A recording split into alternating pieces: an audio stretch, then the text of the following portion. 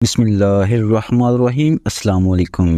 Hitler ایک مرتبہ ایوان میں اپنے ساتھ مرغا لے کر آیا اور سب کے سامنے اس کے پنکھ نوچنے لگا۔ مرغا درد سے بلبلاتا رہا مگر ہٹلر نے ایک ایک کر کے سارے پنکھ نوچ کر زمین پر پھینک دیے اور جیب سے کچھ اناج کے دانے نکال کر مرغے کی طرف پھینکے اور دھیرے دھیرے چلنے لگا۔ مرغا بھی دانا چگتے ہوئے ہٹلر کے پیچھے چلنے لگا۔ ہٹلر دانا پھینکتا گیا، مرغا دانا کھاتا ہوا ہٹلر کے پیچھے چلتا رہا اور آخر کار وہ مرغا ہٹلر کے پیروں میں آ کر کھڑا ہو گیا۔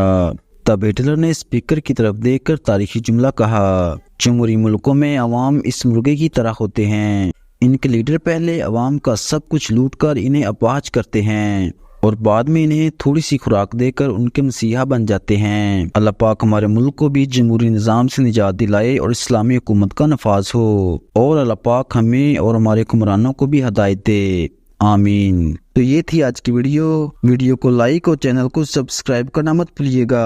انشاءاللہ تعالی ملتے ایک نئی انفارمیٹیو ویڈیو کے ساتھ، تب تک کے لیے اللہ نگہبان۔